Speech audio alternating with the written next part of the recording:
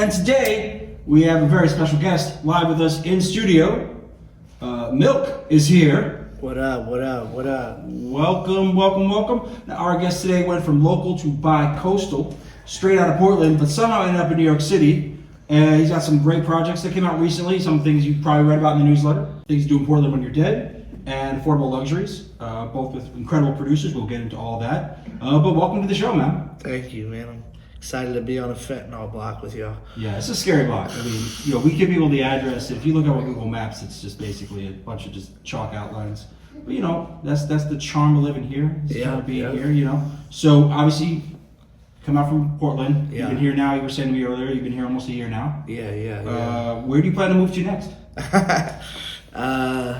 Hopefully I'm just in New York. I love New York. Hopefully I get to stay here for a while. I just got off tour in Europe. I was in Europe for the first time. So Amsterdam maybe would where I'd want to go next. I can think of a lot of worse places to be than Amsterdam. It's beautiful, not just everything else. It's just beautiful to walk around. Tulips, man. Tulips Yeah. and waterways. Eat a space cake and jump into a canal. How long did you spend there? 2 days, which is nice because after the show we had a whole day to kick it, like free day to kick it in Amsterdam. So it was super fun.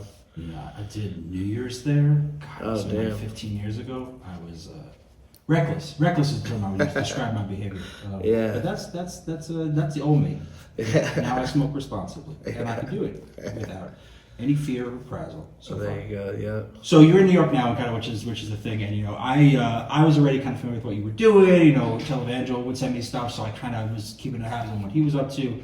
And then I started seeing you show up in all this Jonny Shipes content, and I interviewed him back when I was writing for Forbes, a couple years back. And okay, so what's going on? So how did you guys get connected? He just saw he randomly saw a video I did. This was probably like almost exactly a year ago. Okay. He saw a video I did, I think, and he just DM'd me on Instagram, and I had seen the name. I didn't wasn't 100% about him and what he did, but I know I'm like, oh yeah, I recognize this name, you know what I mean? And so he hit me and he was like, yo, can I hit you up the next day or call you tomorrow? And I was like, yeah. I think he thought I was already from New York because he called me at about 6 a.m. Pacific Standard Time. Sure. And yeah, we just kind of kept talking, and he flew me out last May or June, and I eventually signed a deal. But then it kind of is, at this point it's a little more than just that. It's I'm on his podcast as a co-host and the GoodTalk show. Yeah. And I think we're kind of like-minded in certain ways. Yeah. Well, it's weird because I had a conversation with him, and I followed him from the cinematic days, and obviously there's the Smokers Club stuff, and so it's just interesting to kind of see you start showing up in that world. For me, it's always strange when I see people who I think of as distinct. You're from here, you're from. I think just a product of being from New York is I'm hyper regional. If you're from here, I'm fixated on the fact that you're from here and where you're from. But if you're not from here, I'm okay, you're somewhere else. So seeing you kind of come into the space, I'm kind of thrown off of it. But then when you start seeing the clips, obviously the clips that show up on the podcast. You guys, it's basically, it feels like a morning zoo, but it's not in the morning. Yeah. Low-key, sometimes it is in the morning, at least morning for me. But, it's some whack pack hip-hop Howard Stern shit. We got a gay Jewish little person. You sure do. Shout out to Stanley Wormus. I'm hoping to see him next week. It's a fun podcast for sure. It's honestly if that goes off and does well, I'd be really happy to just only have to do that. Well, it's funny because I was saying, had you had any experience or aspirations to sort of be a podcast personality, one of those people that shows up in people's feeds or is recommended on the podcast platforms? Nah, where I'm from in Portland, we don't really have any of that. There's podcasts, but we don't have we don't have like content creator type stuff there. Like, you know, like we're not really, we have little to no industry thing in like the entertainment world. Very little, at least if we do. So like, I didn't really realize like I was like such a quote unquote like character until I left my city. It took like being out here and stuff like that for me to realize like, oh, that's something I can do or something that I might be able to do. But I still don't look at myself in that way. No. But you know, you're still, like, you find your people, you find your tribes. Exactly. Like-minded spirits. It's kind of crazy how, you know, you end up in this situation because, like, the more I start paying attention, I was like, okay, well, then you start dropping these singles. And you start dropping these singles with Chuck Strangers, which, while I know from when I talked to him last year, he's been out in LA, but, like, I was associating him with New York because of Pro Era. And obviously, I'm curious, kind of, is he somebody you connected with, kind of coming through here in New York, or is it before that or something? Nah, I connected to him. First time I met Chuck, my homie was shooting a video for him in LA, and I was just kind of like helping out the video, but not really. I was just like getting drunk and watching horse races. But because where we shot was at a horse track. At a track. So we met then, and then he like 6 months later, something came up where like I don't want to get too into like people's like music business details, but like something came up and it happened that like Shipes sent Chuck my music. Chuck was like, oh hell yeah, he had something that needed to get, an obligation that needed to get filled, like you know what I mean? He was like, yeah, just put Milc on it, and then he sent me like 20, 15 beats. And I kind of recorded it in like a week or two, wrote it and recorded it in like probably 2 weeks, just at the GoodTalk house. So yeah, I met him in LA, and then he came out to my show in LA. I was opening up for Rome Streets in LA, and he came out to my show there too. So we met like twice before I guess the project started like bubbling up and about to come out. But that was in LA. So yeah, we only had like one session together. He came to like the last session in New York. Yeah, I was going to curious about if there was any kind of time you guys got to spend in person with each other. I know with so many projects like this, it doesn't matter where anyone's at. If you have a place you can record, then it just sends it over. That's how I thought it was going to be. But then he popped up, on the last like actual like where I was like laying down a couple last verses for the album. And he showed up for that, so that was super dope to actually get in the studio with him, because that's normally how I 100% work, is like me and the producer, I'm recording with them, you know. Yeah. Do you remember any of the songs you worked on, particularly when he was there in person, or any ones you were kind of finalizing? I think I did Ralph Nader and Pink Coke. That's exactly what it was, actually. Yeah, Pink Coke's a great track. Yeah. Thank you, bro. Thank you. You know, it's hard. Like, you know, we're putting together like playlists and trying to say like, okay, what are we going to play on this?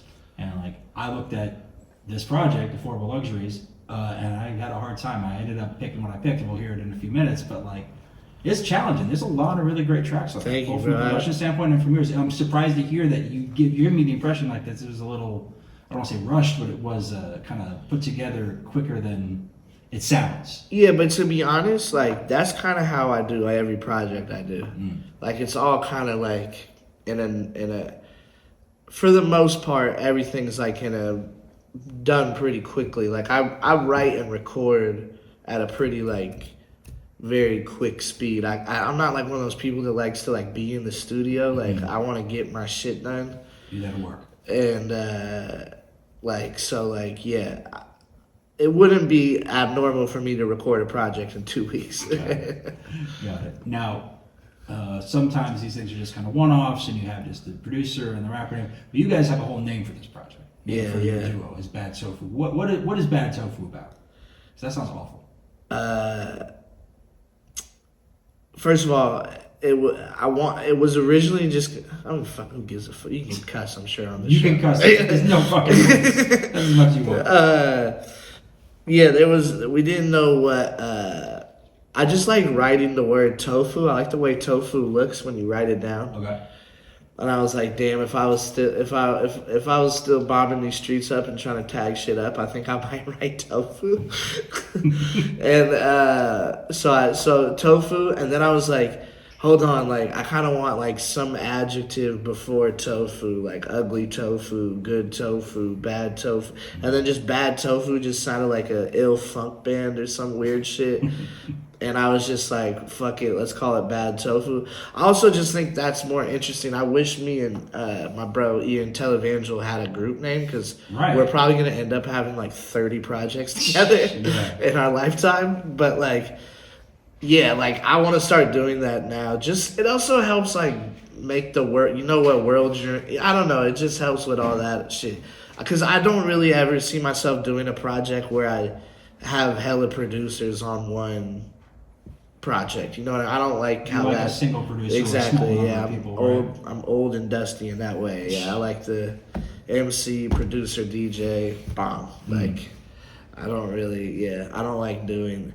It always sounds bad to me when that happens personally. Well, from a listener's perspective, it's always nice when it feels like it's consistent. Sometimes you hear a project and it's all over the map, but you know. Some of my favorite stuff, just going back, it tends to be stuff where it's like they work with the same producers. You know, listen to like a Dipset thing or like a Purple City. It's like, okay, I recognize these producer tags and I recognize what's going on here, and it makes sense with the artist who's on the mic. Exactly. Like we just started my. They just finally opened up the budget to start my first album on GoodTalk. Fantastic. And I don't think I'm gonna work with anybody I don't know already on it, because it's like.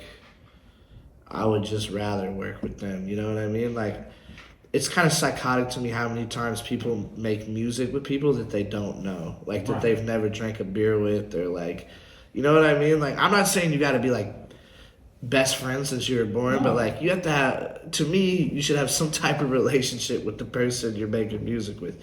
That's why, like, as you were saying earlier, like the days of like sending sessions and emailing back and forth, you don't really know each other. That's just not... I'm a in real life person. I'm not much of like I'm really bad at technology. I don't like stream or do any weird shit. Like I like to, you know, tangible shit. You know what I'm saying? And it's like I gotta have a relationship, some form of something with the person I'm making music with. Well, let's take it back to the left coast for a sec. Let's take it back to there, because obviously that's where you're from. You grew up out in Portland, yeah? Yep. Born and raised. So what was it like growing up out there? Where I'm from is like a particular.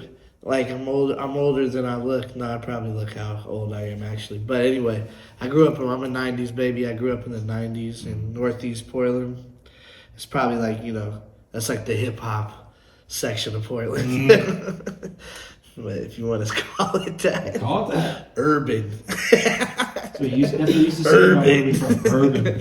Yeah, you know, I kind of grew up, like, you know, right in the thick of things, like, you know, right off Broadway and MLK. We're around a bunch of crackheads and all the rap stuff. But it's, you know, it, like any place, it got extremely gentrified. It got Portlandia'd up. But I'm glad I got to see it. You know, I'm glad I got to. It was a great little. It was a good, solid, foundational community that I grew up in. You know, like. Just hanging out at the park all day, hooping. And then, I got into rap, like, pretty early on, like, when I was 11, 12 years old, so, yeah. What were some of the records you were kind of hearing out there that was interesting to you? Man, there's so much shit. Like, I'm the youngest. I got only older brothers. And they were bumping all types of shit. Like, my brother T-Bone Thomas, he was playing, like, Mobb Deep, Nas. He was really heavily East Coast, but then he played a ton, you know, his homie, like all the homies would play like a ton of E40, Mac Dre, a lot of Bay Area rap, Spice One, Brother Lynch Hung, just, like, you know, West Coast shit, like, for real, like, but, like, I got a good mixture because my brother was such a head, like, you know, he would even have like mixtape shit somehow, like finding that on like Napster or whatever fucking thing he was finding it on. So like I got to like appreciate a lot of different shit. Like my oldest brother, I remember he got the Dr. Octagon album for his birthday. and he like couldn't wait to play, and like so I had a whole bunch of weird shit, and then like other people, like my like my white homies' older brothers all loved like Black Alicious, Jurassic 5, Lifesavers, who's from the city, Portland, like a lot of Quantum Records shit. So like I got a vast variety of like all tons of shit. So yeah, I just named like a ton of shit. But no, the thing is, it sounds like a real healthy diet. Yeah. And then like, you know, like as like, you know, the South started really bubbling when I got into like middle school. So like that and then that's what I you know, I really like T.I., Lil Wayne, Jeezy. Like that's what I grew, you know what I mean? Grew up on that, and like, you know, I kind of came into it like when I started rapping and like really getting into it was like that Piff era, you know what I mean? Sure, but yeah. like so I, you know, heavy on the Dipset mixtapes and shit like that. I wasn't too much of like, there's a lot of like backpack underground stuff that I think I missed. Mm-hmm. Like I just didn't really, I didn't get into that till later, you know what I mean? Like I mean, like super backpack underground No, shit. I know Like, exactly what you're talking about. yeah. It's funny because like I do talk to a lot of artists, and some of them are like they were like Jeff Jokes, like that was their whole world, and like people like me, like I avoided a lot of that stuff. Yeah. And that was just me kind of being a obnoxious queenshead, just being like, if it's not something that feels like it is real to me, then if it's someone said backpack, I'm like, I'm just gonna ignore it. And I went back to it like later in life, and it's like, oh shit, this is actually pretty good shit. These guys actually knew what they were doing. You can of course correct from that. But yeah, it sounds like you started a really interesting mix of stuff. Yeah. And so kind of you start wrapping up there. Yeah. And then how do you end up connecting with Televangel? We mentioned him earlier, but like this is somebody obviously who had history making music before he was ton of history. Televangel. So like, Yeah. how do you guys connect? Well, I should say, like, I started rapping in a group, and then, like, you know, we kind of went, like, that's, you know, I was, like, a little local celebrity in my group, like, rocking parties and shit like that in my early 20s.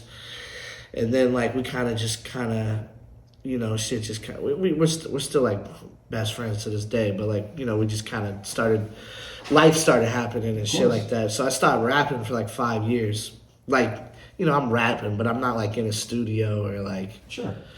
You know, just doing a bunch of fuck shit. But, and then like I turned 30 and I just started, for some reason, turning 30 in the pandemic.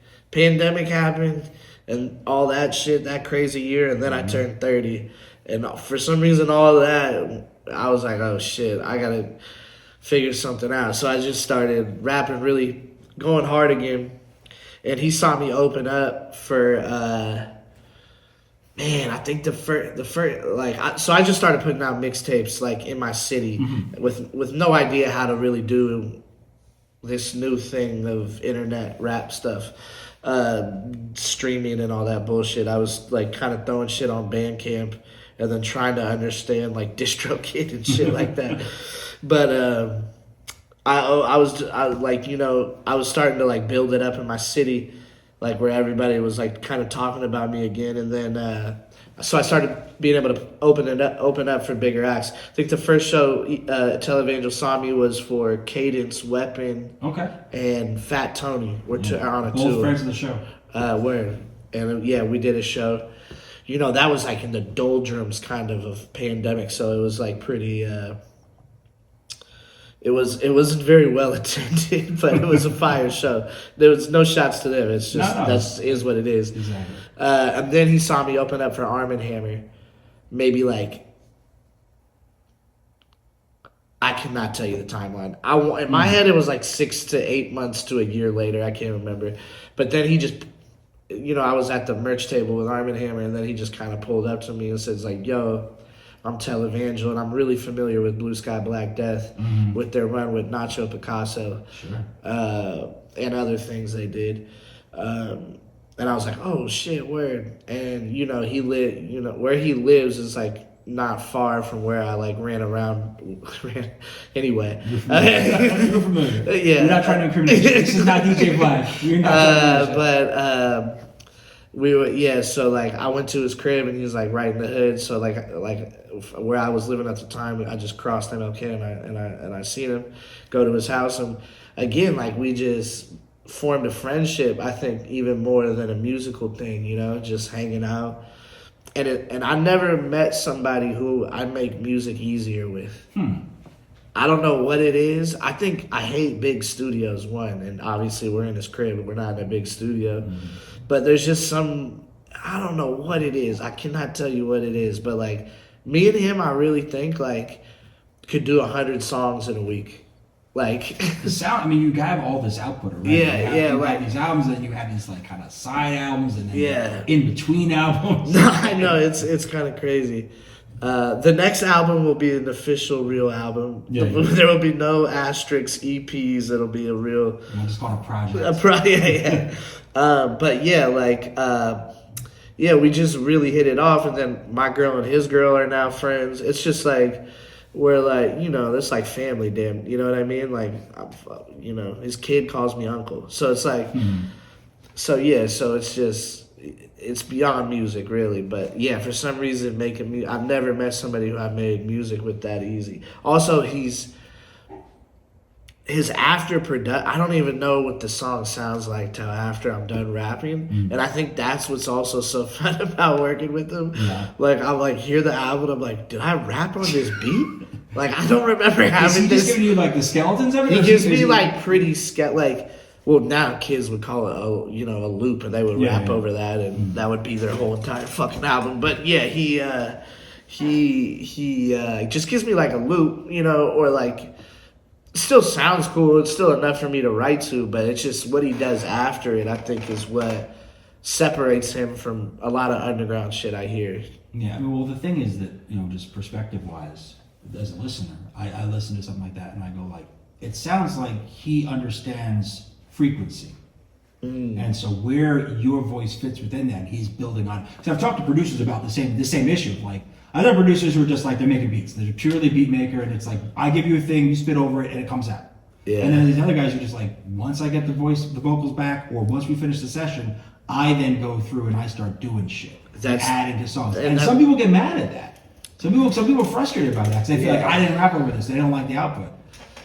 It sounds like you're very okay with the way this is working out. Yeah, I'm pretty self-absorbed in the way that, like, I just care, like as long as I got my verse off, I don't really give a fuck. You know what I mean? Like, I give a fuck. I don't want it to be basura, but if he, like, you know, I trust him enough that I know it's gonna be more fire. You know what I mean? And any producer that I would work with, I would trust that they would make it better, not work. You know what I mean? Like, and I don't step on the producer's toes.